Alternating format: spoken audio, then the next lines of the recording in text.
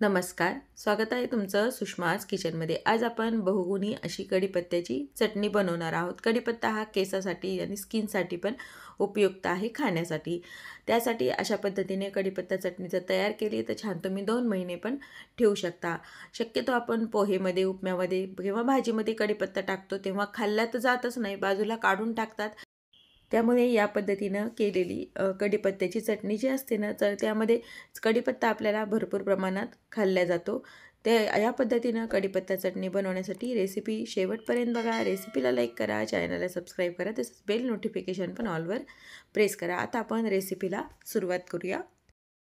कढीपत्ता चटणी बनवतोय त्यासाठी स्वच्छ धुवून घेतलेला 1 वाटी कढीपत्ता, 2 ते 3 चमचे फुटाण्या डाळीचं डाळवं, 2 चमचे सुक्क खोबऱ्याचा खीस, 1 चमचा जिरं, 8 ते 10 लसणाच्या पाकळ्या, 1 चमचा उडदाची डाळ, 1 छोट्या वाटी भरून तीळ, साधारण 2 ते 3 चमचे पोहेचे जे चमचे असतात ना त्यांनी, 1 चमचा आमचूर पावडर, आवश्यकतेनुसार मीठ, अर्धा चमचा साखर, लाल तिखट, 1 छोट्या वाटी भरून शेंगदाणे आणि 2 लाल मिरच्या। आपण तिखट आणि मिरच्या दोन्हीही वापरणार आहोत। आता हे यातले काही जिन्नस आपल्याला भाजून घ्यायचे आहेत। इथे मी एक पॅन गरम करायला ठेवलाय, त्यामध्ये तुम्हाला साहित्यात तेल सांगायचे विसरली, 1 चमचा भरून तेल टाकून हे तेल गरम झालंय, यामध्ये शेंगदाणे टाकून 1-2 मिनिट परतून घ्यायचे। तर तुम्ही हे सेपरेट पण भाजू शकता किंवा मग एकत्र पण भाजू शकता। थोडेसे शेंगदाणे लाल झाल्यानंतर आपण यातच बाकीचं साहित्य ऍड करूया। शेंगदाणे 2 मिनिट तळून झाल्यानंतर 1 चमचा उडीद डाळ टाकून घ्यायची यामध्ये। हा जो लसूण आहे तो पण यामध्ये टाकून घ्यायचा आहे। जिरं अर्धा चमचा,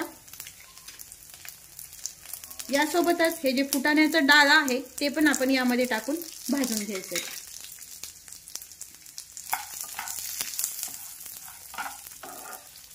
हे थोडंसं साहित्य 2 मिनिट भाजून घ्यायचंय आणि नंतर बाकीचं साहित्य यामध्ये ऍड करूया, कारण खोबरं वगैरे पटकन भाजलं जातं, त्यामुळे शेंगदाणे आणि लसूण थोडा आधी भाजून घ्यायचा आहे। या जे वापरलेले साहित्य आहे याचं साहित्याचं प्रमाण तुम्ही कमी जास्त पण करू शकता।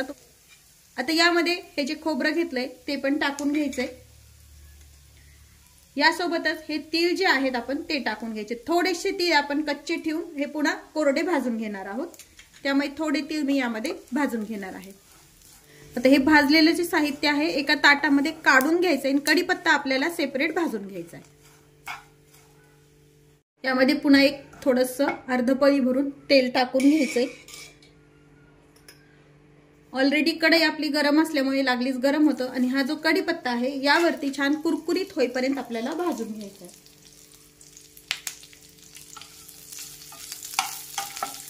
यामध्ये तुम्हाला कढीपत्ता जास्त वापरायचा असेल तर तो जास्त पण वापरू शकता तुम्ही। कढीपत्ता खाणं केसासाठी आणि आरोग्यासाठी पण चांगलं आहे। एरवी आपण भाज्यामध्ये वगैरे कढीपत्ता टाकतो, पण त्यातला कढीपत्ता खूप जण काढून बाजूला काढतात आणि खाल्ल्या जात नाही। त्यामुळे अशी जर चटणी केली तर कढीपत्ता आपल्या अगदी पूर्णपणे शरीराला पौष्टिकता देतो आणि खाल्ल्या पण जातो। कढीपत्ता छान कुरकुरीत झालाय, एका ताटामध्ये काढून घेऊया। आपण जे थोडे तीळ ठेवले होते ते कोरडे, तर हे कोरडे तीळ आपण व्यवस्थित छान भाजून घ्यायचे आणि हे मिक्सरनं काढायचे नाही, त्यामुळे आपण हे दुसऱ्या ताटात काढून ठेवणार आहोत।